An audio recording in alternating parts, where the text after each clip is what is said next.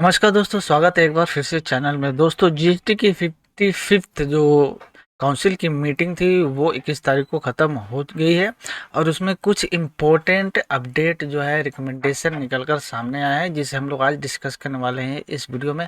Important video होने वाला है क्योंकि इसमें इम्पोर्टेंट कुछ अपडेट जो आए हैं उसके बारे में हम लोग डिटेल में जानने वाले हैं, डिस्कस करने वाले हैं। लाइक से करते चलिएगा, चैनल को सब्सक्राइब कर लीजिए, चैनल से के साथ जुड़े रहिए ताकि ऐसे रेगुलर अपडेट्स आपको पास रेगुलर पहुंचते रहे। चलिए विदाउट वेस्टिंग टाइम हम लोग आगे चलते हैं अपने वीडियो में। और जैसे स्क्रीन पे आप देख पा रहे हैं, सबसे एक इम्पोर्टेंट अपडेट आया है, वो आपका अपडेट है सेक्शन 17 सबसेक्शन 5 का। अब सेक्शन 17 सबसेक्शन 5 में डी में क्लॉज में जो प्रोविजन है, जो वर्डिंग है, उसको चेंज कर दिया गया है। क्या है ये सेक्शन 17 सबसेक्शन 5D?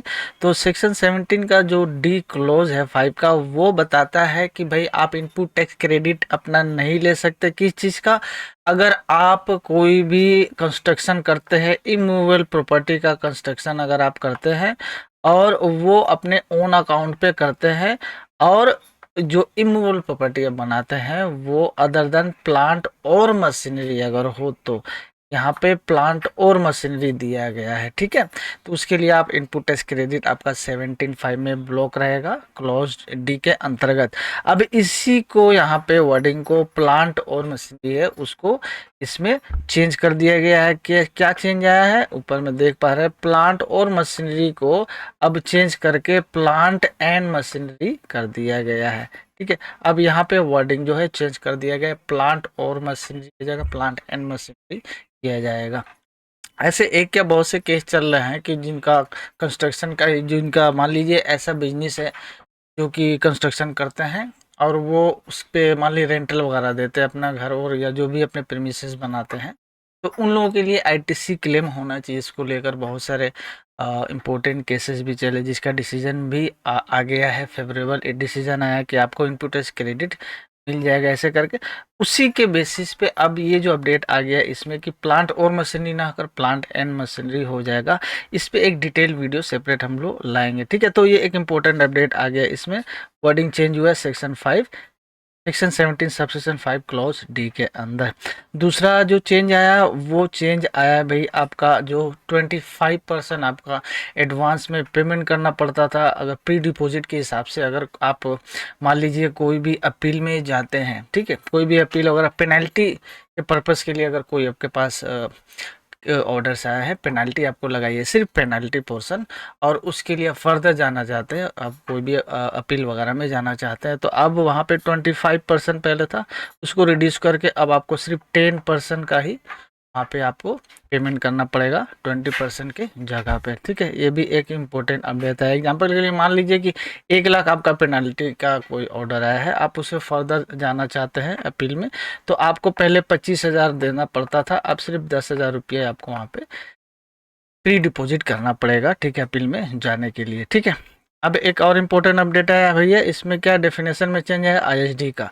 मान लीजिए इंटर स्टेट कोई भी ट्रांजेक्शन होता है आरसीएम के अंतर्गत, तो वो भाई अब आईएसडी के मैकेनिज्म में ट्रीट किया जाएगा। ये एप्लीकेबल आपका हो जाएगा, जैसे स्क्रीन पे देख पा रहा है, 1 अप्रैल 2025 से ये एप्लीकेबल हो जाएगा आपके लिए। ठीक है, मान लीजिए कि कभी कभी होता है ना, किसी को ऐसा पेमेंट करना पड़ता है जिसमें जीएसटी पे करना कंपलसरी हो जाता है। कुछ एक आध ऐसे बड़े पेमेंट होते हैं जिसमें जीएसटी की लायबिलिटी है, तो कोई पेमेंट करना पड़ता है एज पर रूल आपको, लेकिन आप रिक्वायर्ड नहीं होता है जीएसटी रजिस्ट्रेशन के लिए लेने का, क्योंकि वो मान लीजिए पूरे साल में 1-2 ट्रांजेक्शन आपको कभी कभार मान लीजिए 1-2 साल में करना पड़ सकता है। इस पर्पस को सॉल्व करने के लिए अब क्या है, एक टेम्पोररी आईडी इंडिविजुअल्स को दिया जाएगा। अगर ऐसा कोई सिचुएशन है कि मान लीजिए कोई पेमेंट कोई करना चाहता है जीएसटी का, कोई ऐसा ट्रांजेक्शन हुआ जिसमें जीएसटी की लायबिलिटी है, तो उसके लिए से अब टैक्स ऑफिसर जो है टेम्पोररी एक आईडी दिया जाएगा, जिसके बेसिस पे अब वो जो है जीएसटी का पेमेंट कर पाएगा फॉर द टाइम बीइंग।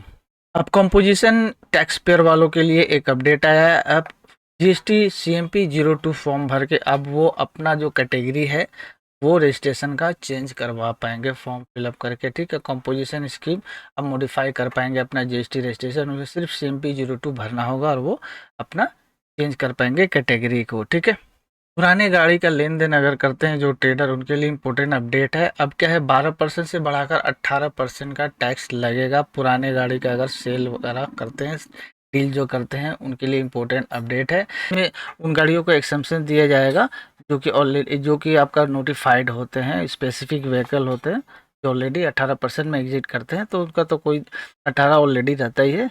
जो 12 वाले हैं अब जो है उनको 18% का टैक्स दिया जाएगा। तो ये इम्पोर्टेंट अपडेट है जो ओल्ड या यूज्ड कार को लेकर बिजनेस करते हैं। अब किसानों के लिए एक अपडेट आ गया है, जीएसटी एग्जम्पशन मिल गया है। आपका ये एचएसएन जो कोड है, एक ग्रीन या ड्राइड पीपर जो होते हैं, पीपर्स, उस पे जो आपका जो टैक्स होता है उसे हटा दिया गया। अब उस पर कोई जीएसटी नहीं लगेगा। ऐसे जो पीपर्स या रेजिन्स होते हैं, क्योंकि जो फार्मर सेल करते हैं तो फार्मर्स के एंड में जो टैक्स की लायबिलिटी वो जीरो हो जाएगी। ठीक है, प्री पैक्ड गुड्स को लेकर भी एक अपडेट आया है।